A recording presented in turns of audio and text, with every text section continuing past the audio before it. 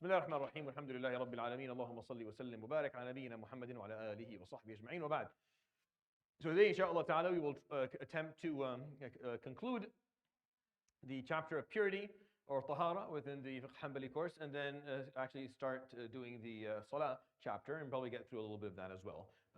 Maghrib is more towards 8:55. I may try and go 10-15 minutes after Maghrib just to make sure that we keep the pace, because I don't think I'll get through enough within the next 50 minutes.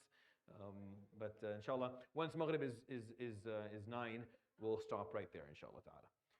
Or maybe not. We'll see. I'm not going to promise you anything. So I think we read this piece.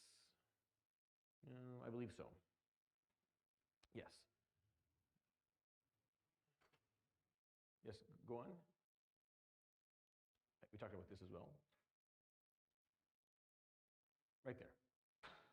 Yeah, so we had started talking about tayammum, which is dry ablution. So I'll talk about that, and I will go back and talk a little bit about masah al-khuffayn, which is the wiping over the leather socks, just to make sure you have clarity in terms of the timings, because I wasn't sure if everyone understood that from last time. So we'll do that inshallah today. So we'll start reading within the matan from where we left off with tayammum. يقول المصنف رحمه الله ونفعنا بعلمه ومن وجد ماء يكفي بعض طهره تيمم بعد استعماله ومن جرح تيمم له وغسل الباقي. If someone finds only enough water for a partial purification, he makes dry ablution after first using the water. So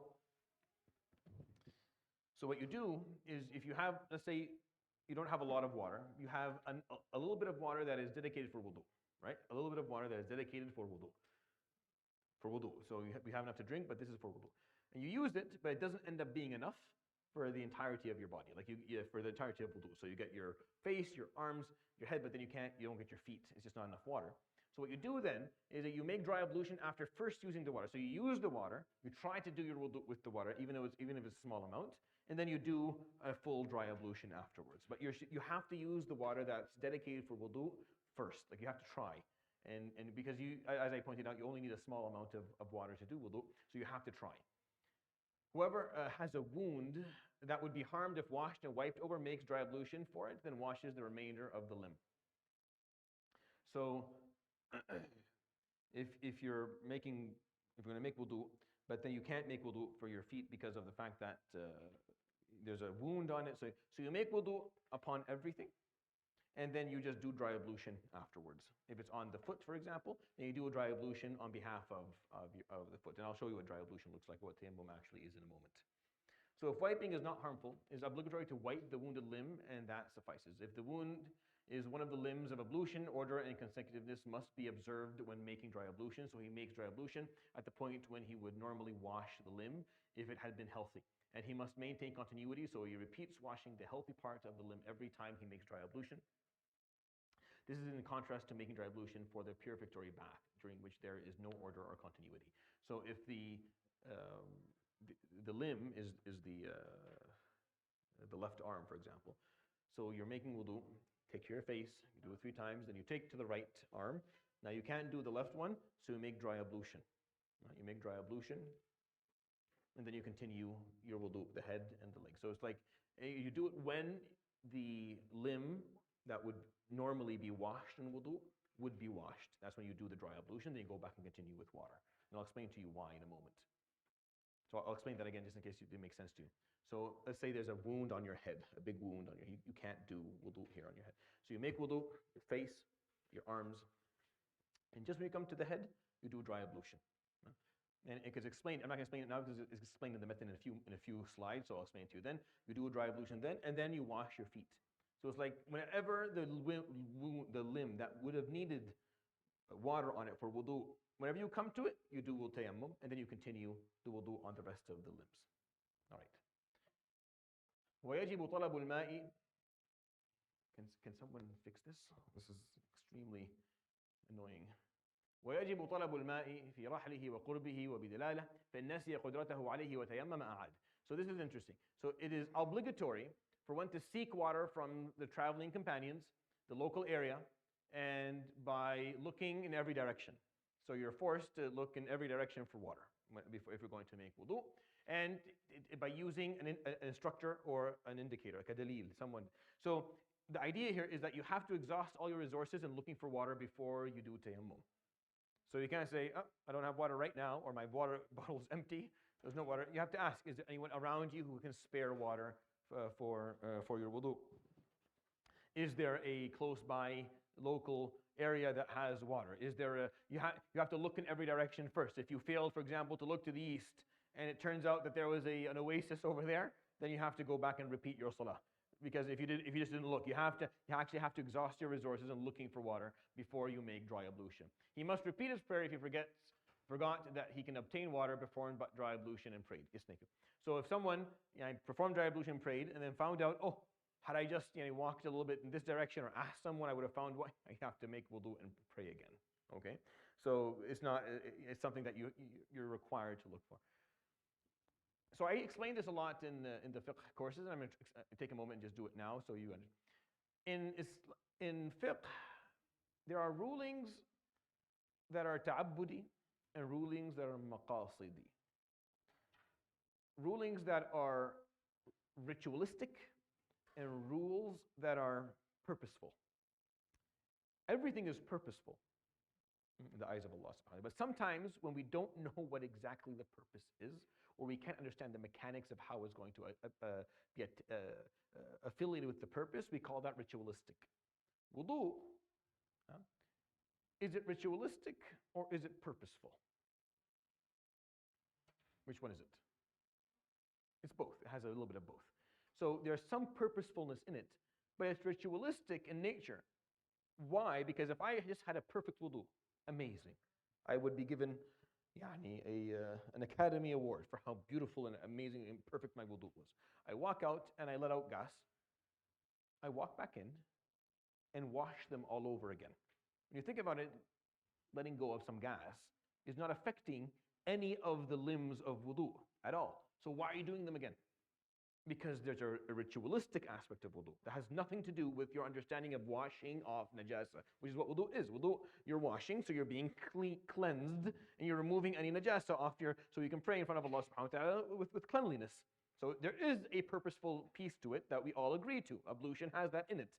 However, there's a ritualistic side to it where you do something that doesn't necessarily make sense of why would I repeat my wudu, but you repeat your wudu. Now, so in Islam, there are things that are purely purposeful, things that are purely ritualistic, and things that are a mix of both. All right? Most things are a mix of both. Now, what is dry ablution? What is tayammum? Purely ritualistic. It's purely ta'abbudi. It's ta'abbudi. Allah subhanahu wa ta'ala says it, so we do it. It's spiritual in nature. It's something spiritual. Because you're not getting, there's nothing purposeful. So Islamically, you have to understand that fiqhiyan, from a fiqhi perspective, you have these three categories of actions. If you don't understand this, you're going to be disappointed as you go through fiqh. If you decide that everything has to be perfectly purposeful to your standard, then you're going to start running into all these issues. And if you don't understand that there are purposeful activities, then you're going to be rigid where rigidity is not needed. You're going to be rigid because ritualistics are rigid. Khalas, tayammum is done like this. That's because Allah said so. That's what the Prophet ﷺ told us to do. We'll do it exactly how he explained. That's what Quran says. Yeah? But there are things that are not just like that. There's actually purposefulness to it, and that's where we bring in the fatwa. And that's where we talk about things and we do qiyasat and analogies. So understanding that takes time. I don't expect you to be able to tell me what everything is going to be in terms of these three categories. But I want you to understand that there are these three categories within acts of religious behaviors and religious rulings, that there's one of these three. So sometimes, if you're like, I don't understand why that's, because it's ritualistic. It is spiritual. You do it because it's a part of a ritual that Allah subhanahu wa ta'ala put in place. Some of these, there's a purpose for it. We know that there's a purpose for it. We just sometimes don't know what the purpose exactly is, or we don't fully understand it right now. So ta'abbudi and maqasidi, or both. So dry ablution is ta'abbudi, because it doesn't really offer anything in terms of you're standing there, covered in filth with no water. Once I explain to you how to do tayammum, like, oh, all right. It's just a ritualistic, it's a ritual that you do for the sake of Allah subhanahu wa ta'ala to get your spiritual tahara. Okay. So وإن نوى بتيممه أحداثا أو نجاسة على بدنه تضره إزالتها أو عدم ما يزيلها أو عدم ما يزيلها أو خاف بردا أو حبس في مصر فتيمم أو عدم الماء والتراب صلى ولم يعد. So this is a really nice breakdown if you want to kind of know a little bit more about it. So this is something worthy of your time. So one prays and does not repeat if, and then we have A, B, C, D, E, F, G. So number one dry ablution was intended for several ritual impurities, and likewise if one intended to lift one type of impurity or two types of impurity. So you don't have to intend. So when نوى بتيممه أحداثا, so different ahdath, صلى ولم يعد. So if you had a major and minor ritual impurity, and you did one tayammum to remove both, then you pray and you don't repeat later. You don't have to repeat. That suffices. So that's what he means by intending for several ritual impurities, or intended to lift one type of impurity or two types of impurity. That all suffices. So one tayammum is enough, and you don't have to repeat your prayer afterwards. There is impurity on one's body, and removing it would cause injury. So you have impurity, and you cannot remove it. Like you can't use water right now on your body at all for whatever problem, whatever reason is going to harm you. Then you do tayammum, and you don't repeat. One lacks that which would remove the impurity. So there's just nothing.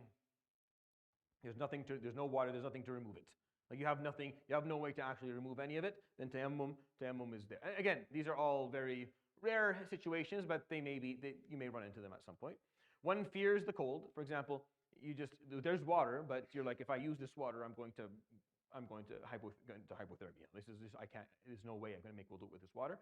And there's actually evidence for that. The Prophet ﷺ once chastised someone for they told someone to make wudu when he had a wound and it caused him to die. And then Al once didn't make he made tayammum when there was water, but it was cold and he was scared for his life. And the Sahaba were like, the guys who were with him, like you should be making ghusl this morning, not wudu. You have a reason to make ghusl, and you're just making tayammum. You want us to pray with you. So they didn't like it, and then the Prophet ﷺ, when they went back to him, he aqarrahu, meaning he agreed with Sayyidina Amr ibn al-As's decision. So we actually have evidence for some of this stuff in terms of actual moments where the Prophet ﷺ told them that this is the right way to do. And one is confined in a town where water does not reach. So you're stuck in a place where there's no water. One is restrained, meaning you're in shackles and you don't have access to water. They're not giving you access to water. There's going to be water right there, but you just have no access to it. You're not allowed to use it. Then you can go ahead and make tayammum. There's an absence of water and dirt. There's nothing of either. Then you can go ahead and perform tayammum. So this is where tayammum, a part of it, will be purposeful. Okay, the action itself is ta'abbudi, but then the use of it can be purposeful, can be maqasidi.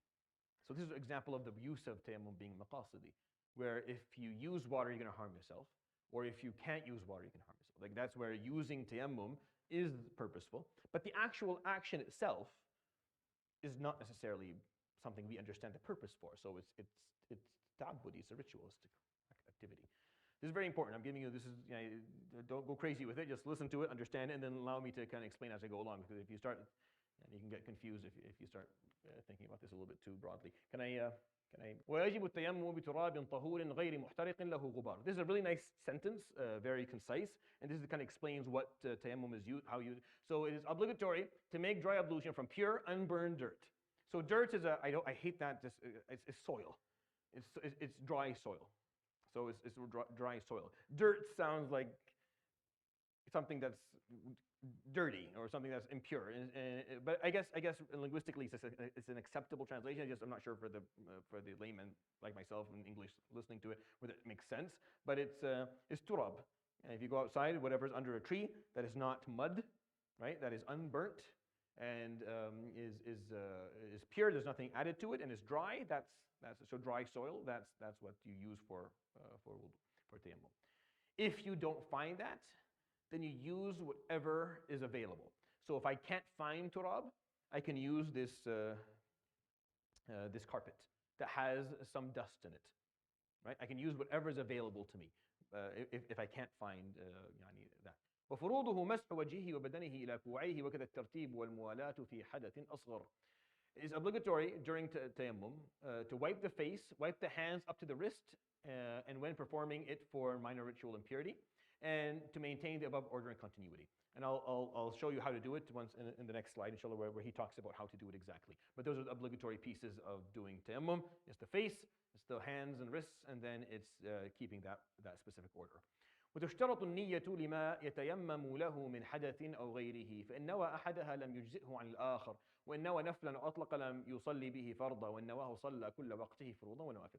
Is a condition to intend whatever dry ablution is for, like prayer, circumambulation, or the like, from impurity or the like, such as impurities on the body. So one intends making it licit to perform prayer while having sexual impurity and minor impurity, so sexual as a major, or one of them, or instead of washing an injured part of the body or the like. This is because dry ablution is purification out of necessity. So this is important. And does not actually raise the state of impurity. Thus, it must be identified in order to strengthen its weakness. If one intended only to raise impurity, it would not suffice. So you have to have the right intention, as I was pointed out in the slide before. So if you have najasa on your body, and you have a major and minor ritual impurity, your tayammum has to be with the intention of removing all three. If you intended one, then you have to do another tayammum for the other two. If you're like, this tayammum is for wudu. Yeah, but you need ghusl today. So make another tayammum that has the intention of removing, but you have najasa on you, then do a third tayammum. So you have to make the right intentions here. Why? Because tayammum is an act of necessity, because it's ritualistic, because it's not actually removing anything. It's not the go-to action here. So you have to have the right intention for it. And if you made the intention to pray only a sunnah, then you can't pray a fard with it specifically. Okay. And if you made the intention to pray fard, then you can pray both. So here, if you only did one, it does not suffice for the other. If you intended a supererogatory, so supererogatory is basically nafila, meaning a recommended act, like it's like sunnat al-maghrib or sunnat al-isha or sunnat al-fajr. That's what supererogatory means here. So if you intended a sunnah prayer, or did not qualify it, he does not pray an obligatory prayer with it. So if he intended a sunnah prayer, then that's what you're going to pray with it. You're not going to pray with this tayammum a fard. If he did intend it to pray an obligatory prayer, then he prays obligatory and sunnah prayer during the entire time of that prayer. So if I made my intention to pray maghrib, then with this tayammum, I can pray maghrib and the sunnah of maghrib as well. If I made the intention to pray a sunnah, then I can't pray a fard with it. Only if I've made the intention to pray a fard. Whoever intends something renders it licit and whatever it less than it. This is like a nice little fiqhi law that Sheikh Musa put here for us. Right? So whoever intends something renders it licit and whatever is less than it. That's why if you make the intention of ghusl, then that will take care of your wudu because it's less than it, a major and minor ritual impurity. So if you make the intention for something that's higher ranked or more effective than something else, then whatever is less than it will be accepted within that intention. So the order stating from the highest is a personal obligation, so the fard, a vowed act as in a nadhr. Is when you say, if this happens, I'm going to do this, and then it happens. So you owe the nadhr piece. A communal obligation, like janaza or Eid, for example. A sunnah obligation, a sunnah prayer, like it's a tahiyyat al-masjid, for example. A tawaf of the Kaaba that is sunnah. So a tawaf of the Kaaba that is sunnah. Touching the mushaf, reciting the Quran, and remaining in the mosque. So this is the hierarchy. Now some of them you don't necessarily need to do wudu for, depending on which opinion you follow. But if you accept the opinion that all of these require a wudu, require for you to be in a state of purity, if that's the opinion that you're going to follow here, which is what the major Hanbali opinion is, or the prominent position is, meaning for you to touch the mushaf, you have to have wudu or be pure. For you to recite the Quran, to remain in the mosque, and do these, then you would do tayammum for them. But if you made the intention for number 7, then number 2 cannot be done. So you make the intention for number 1, and then everything else just kind of happens. So if you make intention for a fard, then you're good for everything else that comes after that.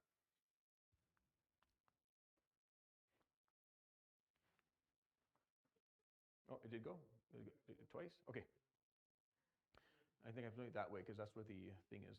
So يبطل التيمم بخروج الوقت ومبطلات الوضوء ووجود الماء ولو في الصلاة لا بعدها والتيمم آخر الوقت لراج الماء أولى. So this is an important paragraph. So know this one well.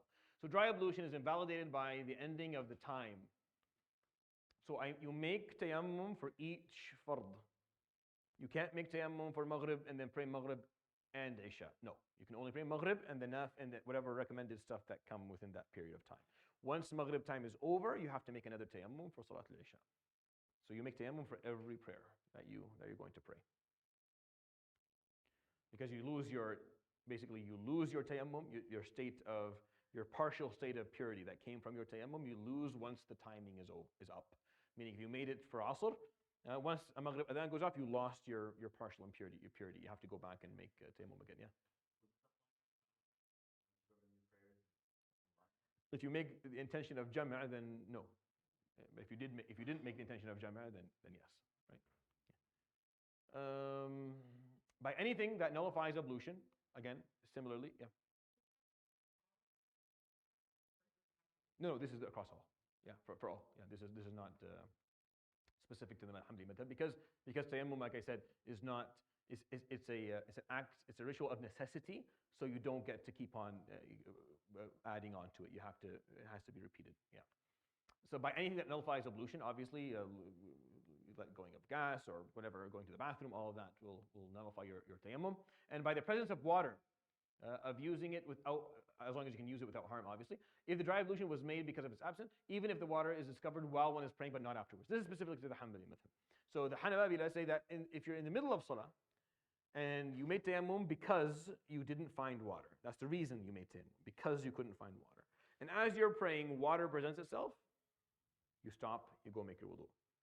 You end your prayer and you go make wudu. So that's not for everyone. The Shafi'i don't see that, neither do the Hanafi. So this is like a different upon, but this is the Hanbali opinion, and I think it's the right one. I think Wallahu Alam it's the proper one. So even if you're praying, water now is available. Sallim, go do your wudu and then pray. So he adds something here. وَالتَّيَمُّمُ آخِرَ الْوَقْتِ لِرَاجِ الْمَاءِ أَوْلَى. It is better to delay dry ablution until the end of the preferred time if water is expected to be found. So, أذن العصر or أذن الظهر, and you don't have water, but you think I'm probably going to find water within the next hour or so, then you don't make tayammum and pray. It's best to wait until you're like, okay, I only have enough time for wudu, for tayammum and prayer, and I haven't found water. Then you do that. So that's the better way to do it, because again, it's an act of necessity, not unless that's not the reason. Unless that's not the reason.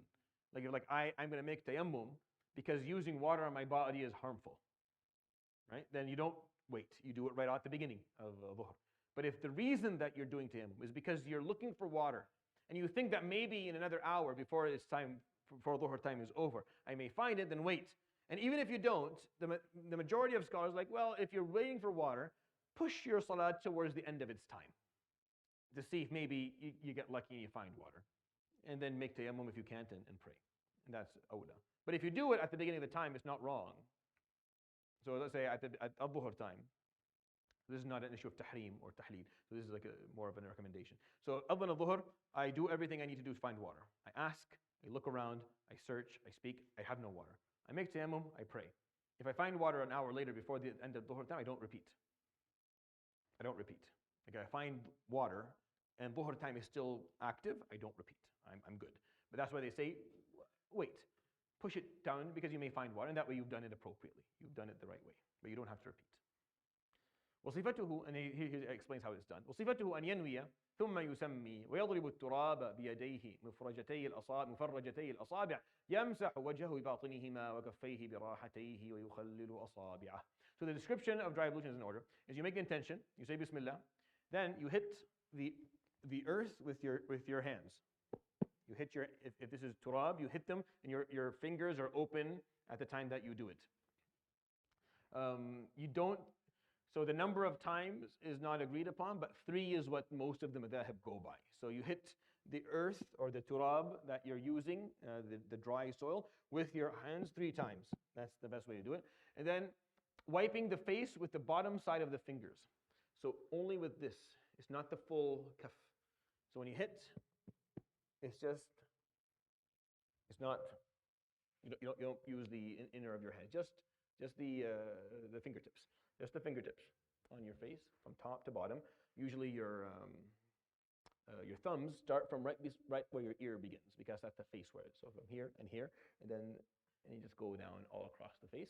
and then wiping the back of the hands with the palms and lacing the fingers together. Then you take your right, and you go like this. Impressive, eh? Yeah. So this is how you, so that's all. So you hit 3 times with the fingertips. You go down, starting from the time of your head. This is the Hanabila way. This is the Hanbali way. There's other ways to do this, but I'm giving you the Hanbali way. And then you go in and you lace the fingers and you cover. So you cover. You bring the palm of your hand on your fingers and you come back and you lace them in. That's it. So if I'm making wudu and I have a wound here, so I make wudu, wash my hands, wash my face, I wash my arm, I can do this. And then I continue head and feet. Okay? So you make it on behalf of this piece here. All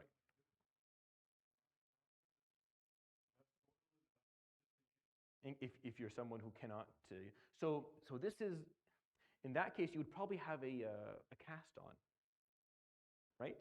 Like if you're in the bathroom, like so if you're in, let's say in, so you have a bandage of some sort. No? Yeah, so because these tayammum is usually when you're somewhere out in the wilderness. Like if you're in civilization, then usually your wound has a proper bandage on, and then you would just use of just wiping around the bandage, as we explained the last time before. But if you are someone who is wounded and you don't have a bandage and you're not going to put one on, right? Then what you would do is you would have a little bit of soil in the house of dirt, and then you just do tayammum. Yeah. Yeah.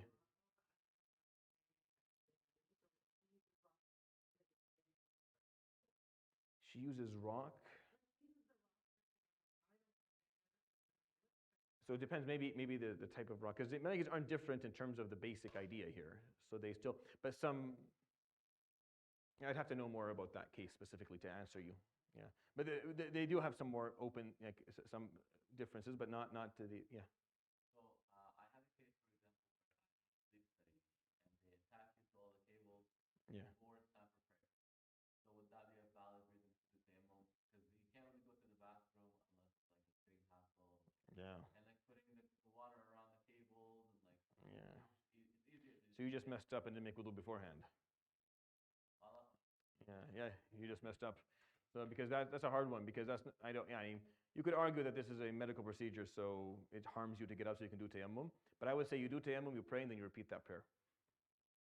Because that was on you. Like, you could have entered that with wudu, held on to your wudu, and prayed in the midst of all of it, or had someone there to make wudu for you, during this period, because you just need one hair basically for the Shafi'is, at least for wudu. But you didn't, so make tayammum and then repeat. That would be my opinion here. Because when you don't repeat and you make wudu, make tayammum, when the water is there and doesn't harm you, it becomes a little bit more tricky to say don't repeat. Like it becomes a little bit more tricky. You have to have like you have to fulfill everything there. So would I have to repeat that prayer? Yeah. Yeah, you can pray. There's no haraj in repeating it. But that's just explaining how it's done, just so people know how it's done. All right. Talking about quickly about the masih al-khuffain. So when we talk about wiping over socks, because for the Hanbali specifically, they're okay with jawrab safiq, with a sock that is holds onto the foot, doesn't have a hole in it, up the ankles, and is not thin where you can see the skin, right? But it doesn't have to be waterproof, which is what the other madhahib are. The condition is for all of the khifaf is they have to be waterproof. The jawarib don't have to be, and the Hanabi's are okay with that. We explained that last time. Now, to do masih al-khuffain, if you're in, I'm just going to explain the example for someone living who's a resident. For travel, it's 3 times the amount, but I want you to understand how to calculate. So if I wake up in the morning and I make a wudu, and I put on my socks and I pray fajr, right? And then I'm awake all day long, and I hold on to my wudu, and I pray dhuhr, and I pray asr, same wudu. I'm a miracle maker. And I pray maghrib, and I still haven't lost my wudu. And then I go and I lose my wudu, and I make it again, and I do masih. Now you start counting. Now you start. You start. It's 5 prayers from now. You have 5 prayers starting now, not from fajr. Right? It's when I do the first masih. It's when I do the first masih that you count the 24 hours. So I did the first masih for Isha. So I can't do masah on them again for an Isha tomorrow. I have to take them off, which is the majority of why, most people do that anyways, but I'm just, for some reason, they didn't, and that's how it would work. Make sense? So you don't start counting from the time you made your original wudu. You start counting, most scholars say you start counting from when you did the hadath, from the time you lost your wudu. That's when you start. Begin there, and then you go 24 hours from that moment, or 72 hours from that moment. I just want to make sure that's clear because I remember not talking about this last time. I want to make sure we talked about it. Okay. باب إزالة النجاسة يجزئ في غسل النجاسات كلها إذا كانت على الأرض غسلة واحدة تذهب بعين النجاسة وعلى غيرها 7 إحداها بتراب في نجاسة كلب وخنزير ويجزئ عن التراب أشنان ونحوه وفي نجاسة غيرها 7 بلا تراب. So this is where things come a little interesting. We've talked about this in the Shafi'i course, and I'll talk about it as well here. So removing an impurity on the ground, a single washing that removes the impurity suffices. So again, proper water that is purifying can remove all najasat, and you only need one ghasla, as long as it's gone. You don't have to do it 50 times. If you wash an impurity and it's still sitting there, you can't say, "Oh, the sheikh said it suffices to do it once." If the poop is still there, you have to wash the poop until it's gone. But once it's gone, it's gone. You don't have to continuously wash it off. You just have to make sure the ayn, meaning the actual impurity, is now not visible. You can't see it anymore. If you can see it, if there's still a stain, that's the ayn and najasa. That's the ayn. It's still there. It's not gone yet. So once it's gone, so if one ghusla does that, you don't have to do 2, all right, for any type of impurity.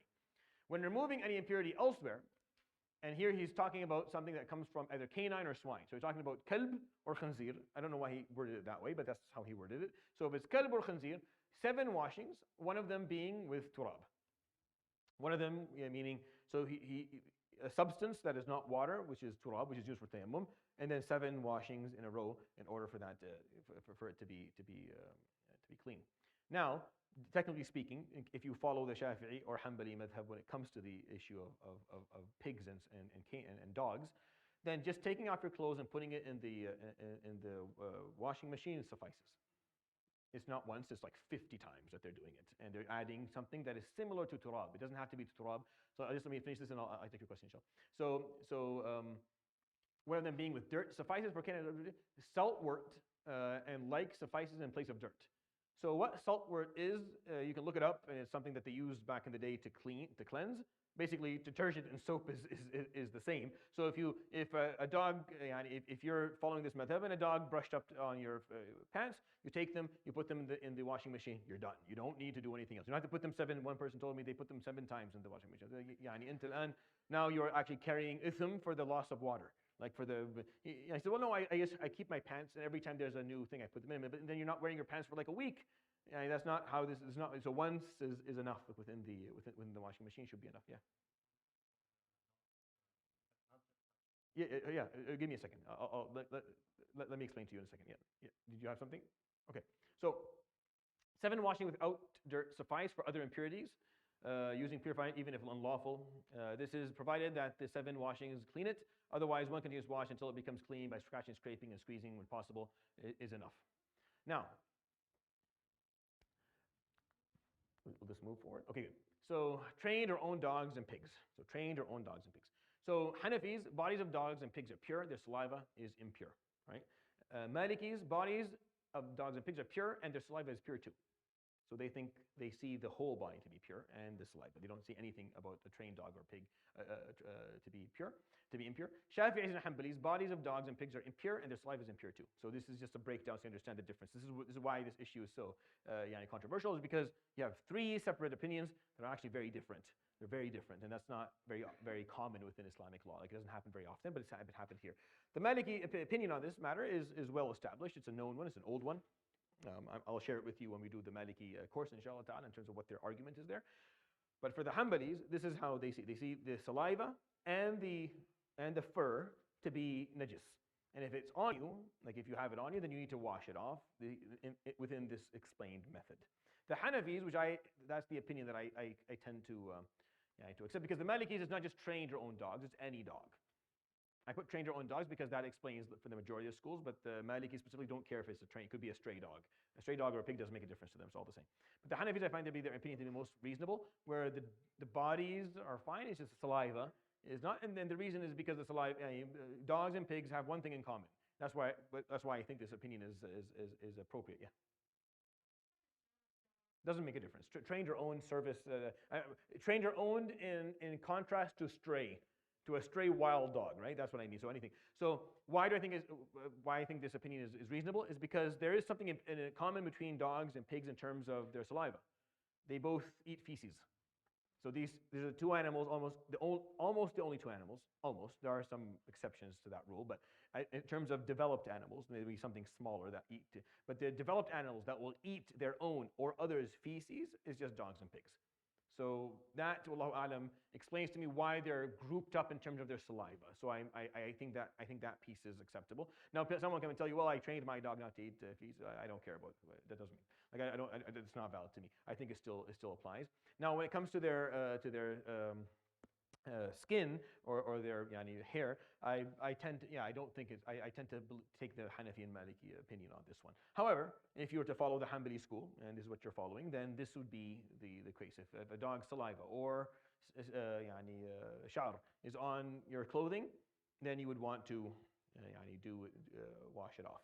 Now, if you don't wash it off 7 times, one with turab, washing it once suffices. It's just this is the recommended. This is what you should do. So if you don't do it, it still suffices if you do it once. That's just a little gem there for you to know within the Hanbali madhab. Hanafis allow selling dogs and pigs. The rest do not.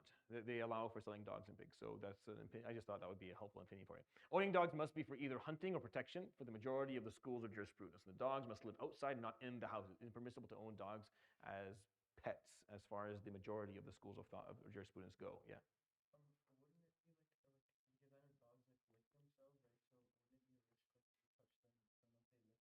It doesn't matter, even if they did. You're right, but it doesn't. But for the purpose of this, it doesn't make a difference.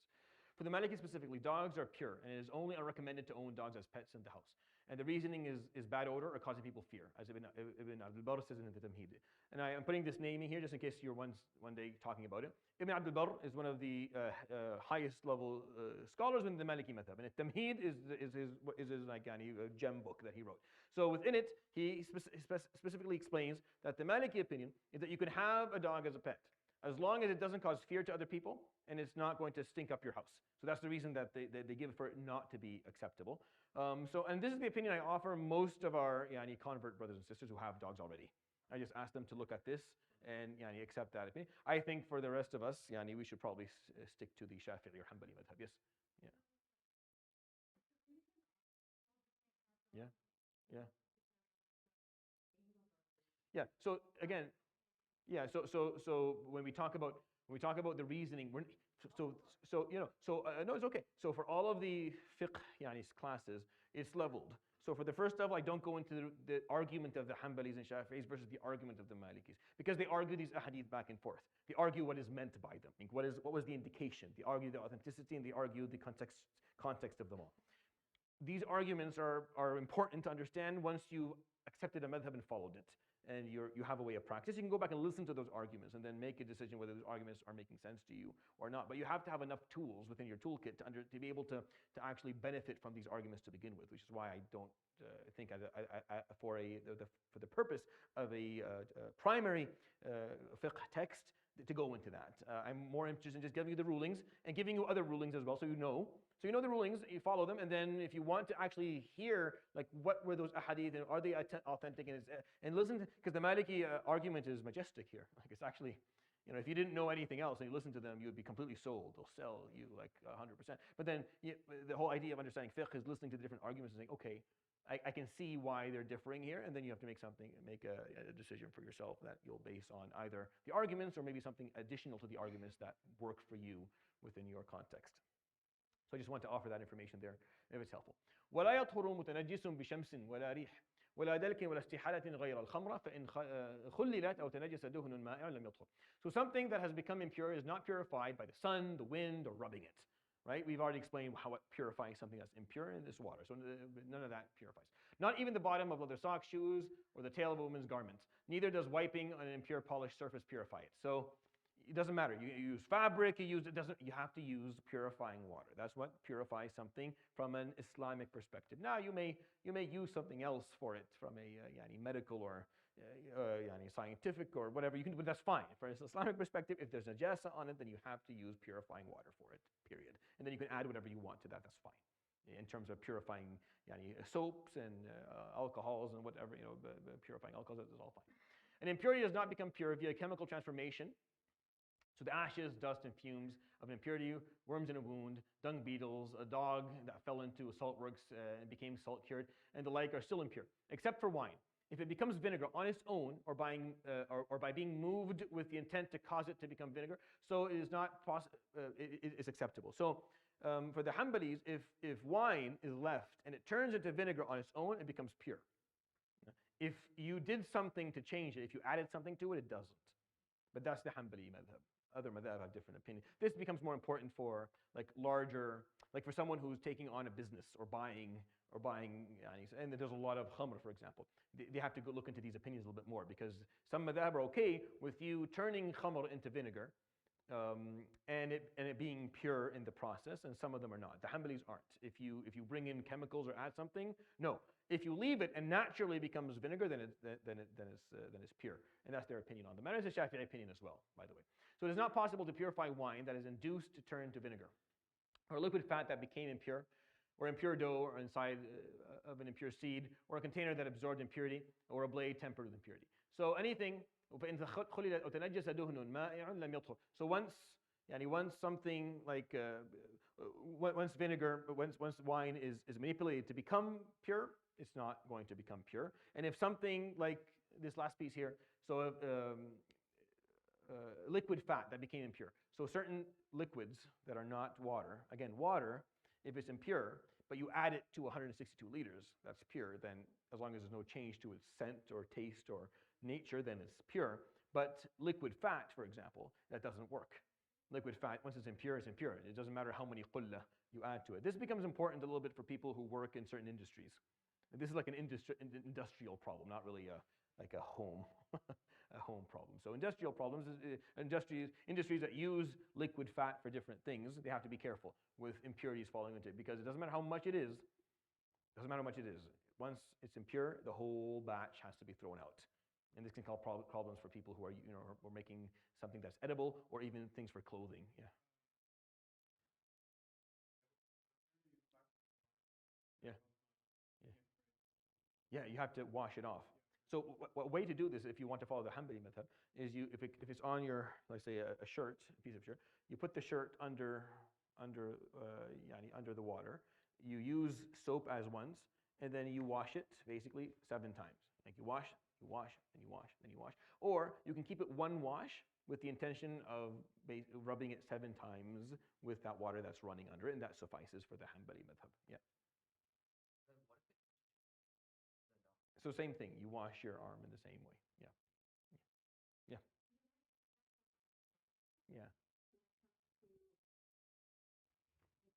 Yeah. Yeah. Pig leather. So that you have to go. If you go back to the opinions on tanning, right? So I'll refer you back to the opinion on tanning, and then the tanning, it depends on the madhab whether they accept the tanning of that or not. So yeah, so that some of them do and some of them don't, depending on what their opinion on is on pigs, right? So that's different than this. That's different than because tanning can turn something impure to purity, but depending on whether they accept pigs or I'm of the opinion that every jild, every skin of a deceased animal will become pure with tanning. That's not the Hanbali madhab, but you go back and listen to it, but I am of that opinion, that anything that is tanned will become pure. Now, even if it's pig, if it doesn't matter what it is, it becomes pure, but then if it's mixed with something that's impure, then that changes the whole thing. If it becomes like embedded into it, it's no longer something you can remove, because sometimes they'll use fat, if that fat's impure, and it's literally in the fabric, and there's no washing that you can take it out, and that becomes a little bit problematic. We don't have that anymore. It's not being used anymore. I'm just saying that this is why he talked about this specifically, because that was something that was used back then much more commonly. I don't want to wasting too much time with more than that. when خفي موضع نجاسة غسل حتى يجزم بزوال. If the location of impurity is not clear, right, the entire item is washed until one is certain of its removal. So if you know, like for example, the dog, I don't know where it brushed me. You just wash the whole the whole garment to make sure that you know it's that whatever there is gone. ويطهر بول غلام لم يأكل الطعام بنضحه. The urine and vomit of a male infant who has not eaten food out of desire is purified by dowsing or drenching it in water. So, so this is different than the Shafi'i mazhab. We don't see the bowl of a infant male that's only breastfeeding to be to be najis altogether. Here, the Hanbalis are a little bit more advanced with that. They say no, you have to either dowsing or just putting some water on. I mean, just doesn't have to actually be washed off. If it's just doused or drenched, then that's enough. Female infants, no. And the reason that they differ is they differ based on what they believed to be the secretions between male and female, which is actually still accurate to a certain degree. Meaning, male infants they only secrete bowl from one. The female infants for the first maybe 6 or 7 months will secrete out of their uteruses. Things come out because it's developing. This is even medically known because of the hormonal changes. There will be secretions out there. So it's treated as a pure as a normal impurity. But for male infants who are only breastfeeding, not eating anything at all aside from their mother's milk, then you can just douse it or drench it, and that should suffice. The Shafi'is don't see it to be najis altogether. ويعفى في غير مائع ومطعوم عن يسير دم نجس من حيوان طاهر وعن أثر استجمار بمحله. Small amounts of impure blood from a pure animal are excused, except when present in liquids and edibles. The remains of filth left after cleaning the private parts with a stone are excused so long as they remain in their spot. So what do they mean by yasir? Meaning it's not visible. It's not something you can see. You don't know it's there. So it's so small that there's no way to get around it. Small amounts of najasa. And I talked about this actually in the Shafi'i course. I put a document of maybe 50 different types of najasa that are exempted. Small amounts of najasa, and I made people just translate them. So we have the full document now there for whoever wants to study the course next time. We don't have a similar document for the Hanbalis, unfortunately. They never built one. But small amounts of najasa that you can't see. For example, if you're sitting, if you're urinating on the outdoors, and you're sitting appropriately, you're in the right position, and you're not spraying things around. If you are to bring in the infrared goggles, and actually, there's going to be small specks of urine that are, rebounding back onto your skin or onto but these specks are not visible with the naked eye. They're only seen via technology. That doesn't count. Doesn't matter. What matters is what is seen by the naked eye. If you cannot see it by the naked eye, and you cannot avoid it, anything that's not avoidable with reasonable effort is excusable. This is a general Islamic fiqh rule. Anything that is not avoidable with reasonable effort is excusable within our deen. So if you are going to the bathroom and you're taking your time to make sure there's no urine left in your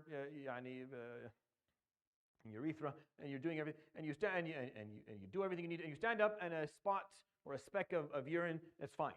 That happens, and that's not you don't have to repeat your rule. It's those who don't care. Like it's the Prophet ﷺ, when he talked about the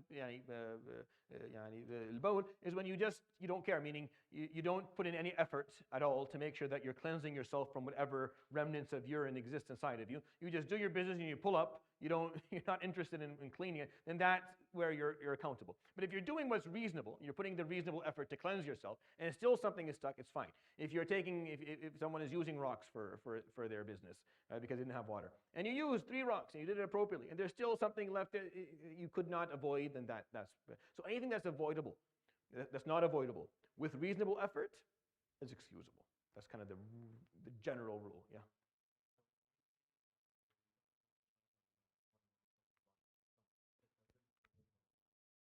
No, it doesn't take a wudu. It's just you have to clean it off. Yeah.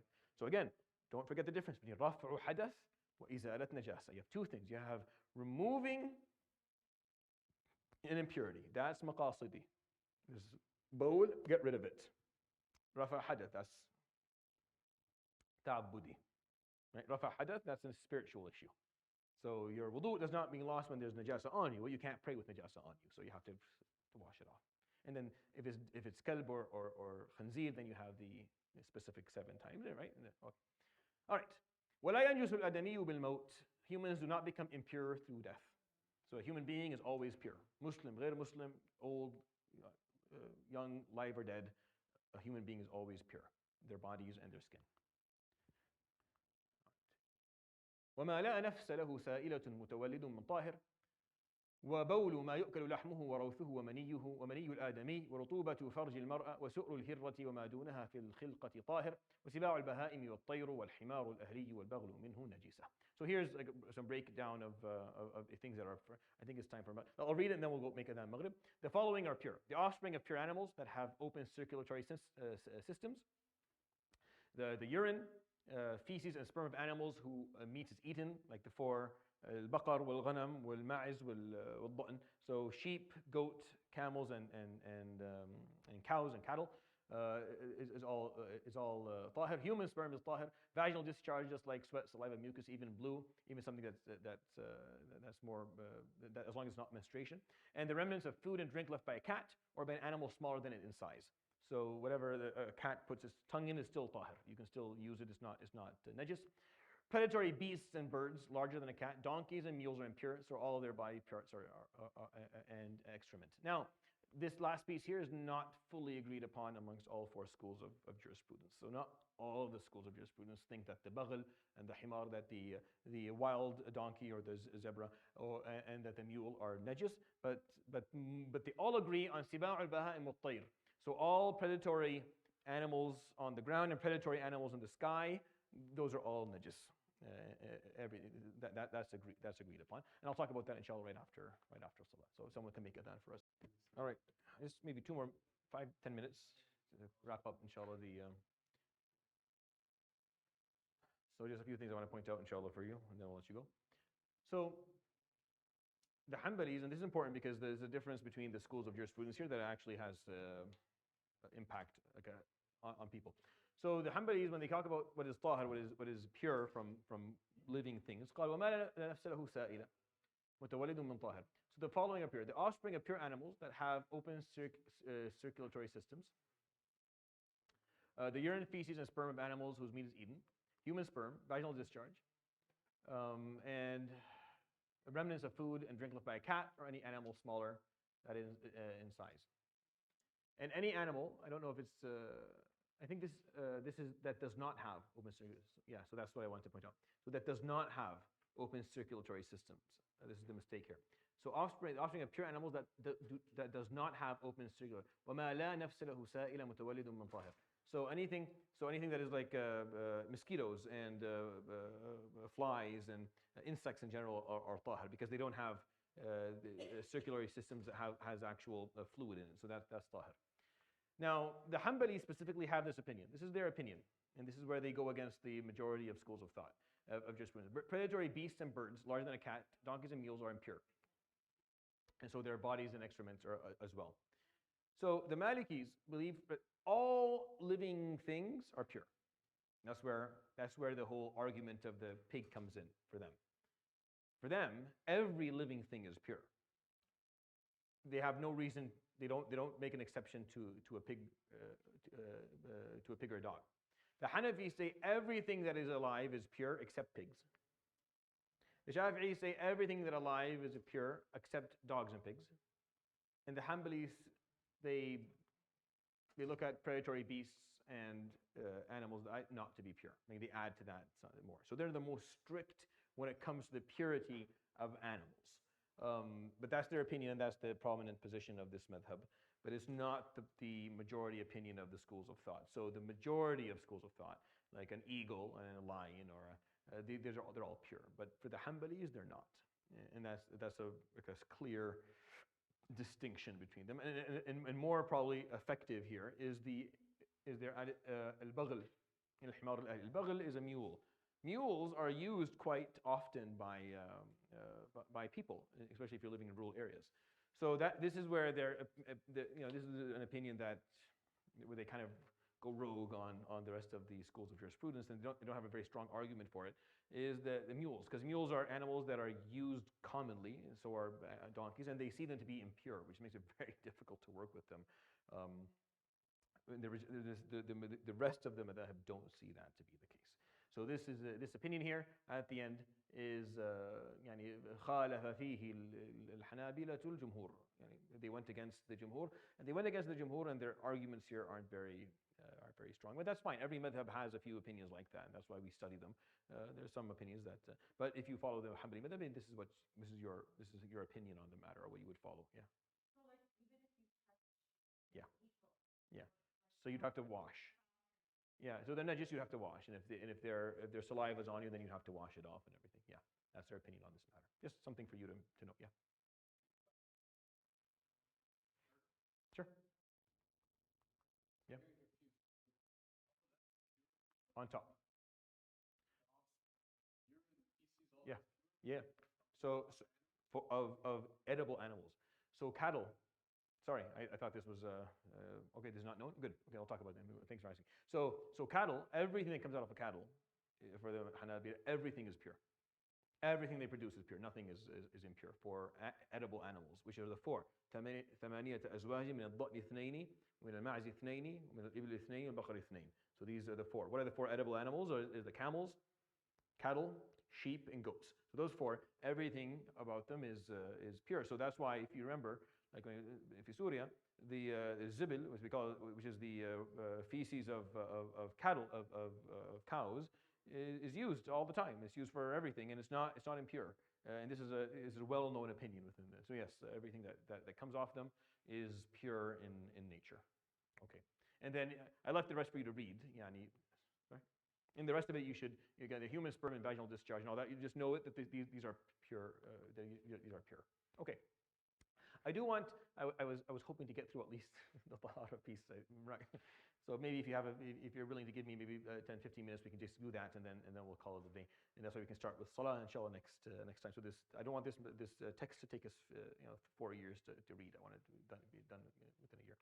So باب الحيض لا حيض قبل 9 سنين ولا بعد 50 ولا مع حمل وأقله يوم وليلة وأكثره 15 يوما وغالبه 6 أو 7 وأقل الطهر بين الحيضتين 13 يوما ولا حد لأكثره. So menstruation does not occur before 9 lunar years or after 50 years or during pregnancy. So during pregnancy, for sure. Before and after, these are estimations that scholars made back then before medicine actually came and told us when it was going to happen. So not just for the Hanbalis, but for all of the schools of jurisprudence, they don't follow that anymore. They follow whatever medicine basically tells them.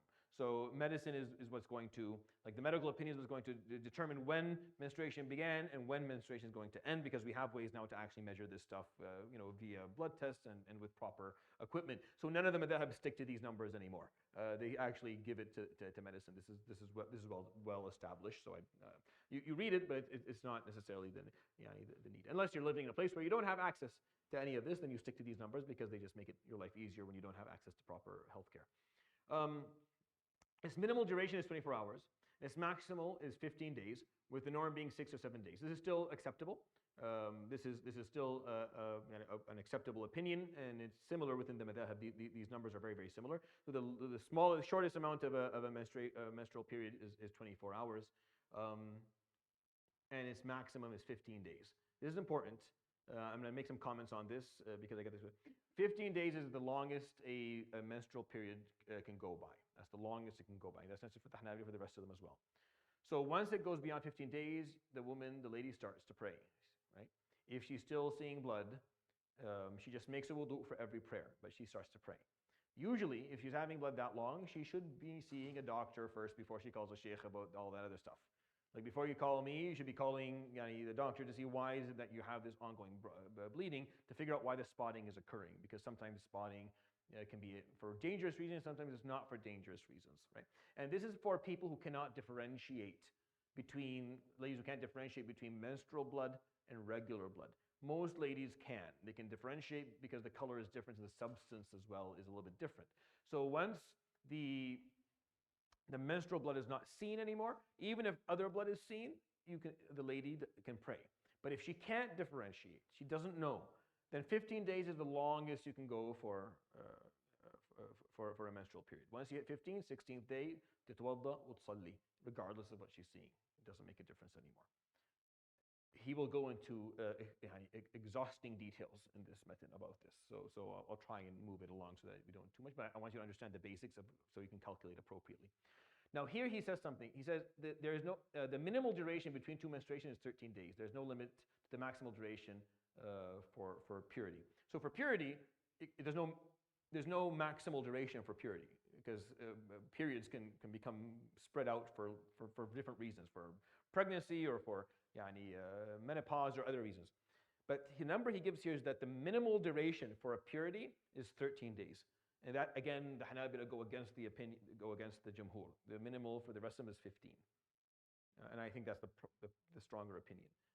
Meaning, if a lady finishes her period and she starts her purity, and then 10 days in, she gets a period again. No. You continue 15 days at least. The Hanabila say 13 days, not 15, so they have a smaller period. But that usually means she needs to go and speak to someone, because she should have an understanding of why that's the case. But no purity between two menstruations should be less than 13 for the Hanabila or 15 for the Jumhur, and 15 makes more sense. وتقضي الحائض الصوم لا الصلاة ولا يصحان منها بل يحرمان. A woman makes up fasts missed during menstruation, but not prayers. All right, her fasting and praying during that period is impermissible. She's not allowed to do them. It's not a recommendation. It's impermissible for her. It's unlawful for her to do them. ويحرم وطئها في الفرج فإن فعليه دينار أو نصفه كفارة ويستمتع منها بما دونه. So it's unlawful to have intercourse during that time, and if someone does that, then they owe a kafara. Which here is pointed out to be a dinar. I'm not sure if it's breaking down of how much that is today. Man must make up an expiation half or whole dinar, or its monetary value in silver. So don't put it out, but it's a dinar. So it's I think I've heard scholars before pointed out to be around like $100 or something like that, something within that. And the man puts it out, not the lady. So the man is responsible for it, like the husband, not the wife. The expiation is dropped if he's able to pay, obviously. If the woman was complicit, the actual ruling is the same. Again, this is the Hanbali opinion, not for everyone. It's not actually up there. Sheikh Musa just added it in in this piece here. So it's not actually in the text, because that's not the prominent opinion. A man may enjoy anything else with his wife during that time, as long as it's not intercourse. So everything else is permissible between spouses, and sometimes even recommended if the man is capable of, and the woman, if they're both capable of controlling themselves, then it's actually recommended during that time for them to do that and not to keep the full period without it. But if not, then they stay away, because it is absolutely impermissible for there to be that type of vaginal intercourse during menstrual period. And if it happens, the Hanabila add a kafara, an expiation to it, which is a dinar. But if you can't do it, then you can't do it. If you can't pay it, then you can't pay it. You don't have to actually, it's not a debt that you carry for the rest of your life. It's just, if you can pay it at the time, you pay it. If not, then it's just tawbah that is required from you, meaning an act of repentance. وإذا انقطع الدم ولم تغتسل لم يبح غير الصيام والطلاق. If the bleeding ends and she has not made her ghusl yet, she can fast and she can file or get divorced, but she cannot pray, right? So talaq, these wordings are not any ethical encouragements. These rulings are strictly mechanical and technical. Meaning, talaq in Islam, and we'll talk about that, it'll be way down in this semester, probably next semester. There are types of talaq. Talaq has to happen during a tuhur. It has to happen during a time of purity. It's not permissible for it to happen during a time of impurity. It still occurs, but it's not permissible for a man to do it. Right? So if you're married and you want to get divorced, a man is not allowed to make divorce unless it's a tuhur, meaning she's pure, and it's a period of purity that they did not have any relations within. So it has to be a period of purity that they did not have relations within. It cannot be during her menstrual period or during a time of purity where they've had relations before. Now, if he does issue divorce or say that it occurs for the majority of it, but he fell into ithm, meaning he is sinful and he performed a muharram by doing that. The proper talaq is done when she is pure. So that's why here he says if If she's done her qata' ad-dam, means the blood is done, but she has not had her ghusl yet, she hasn't had her purificatory bath yet, then divorce would be effective and appropriate at that time. And fasting, she can start fasting, but she can't pray until she gets her ghusl. Yes? They're always pure. But they're always pure, it doesn't matter anymore. Once they're over 50, it doesn't matter, because it doesn't matter anymore. So this is what for people who have actual periods. If they don't have periods, then it doesn't matter. They're always pure, so you can do it anytime. The Hanbali says 13 days, the rest of the school says 15 days. I think this is important. Just put it there for you, for your information. So I think that's enough. It's 9:27. Let's stop. I think 9:30 is a good enough time. How much more do we have? Is it 2, 3, 4, 5, 6, 7, Allah ysamhak, 8, 9. Allah ysamhak. Okay, that's fine. We'll continue this next week, inshallah ta'ala. We'll conclude the. He goes into a lot of detail around hayd, so I'll explain like the hayd and nifas in some detail next time, inshallah ta'ala, and then we'll start salah, inshallah ta'ala, next week. Subhanallah wa bihamdihi, la ilaha illa anta astaghfiruka wa atubu ilayk. Wa sallallahu ala sayyidina Muhammadin wa ala alihi wa sahbihi. Barakallahu fikum. Assalamu alaikum. We'll also share some the first assignment next week, inshallah ta'ala, with the group. Jazakumullah khair.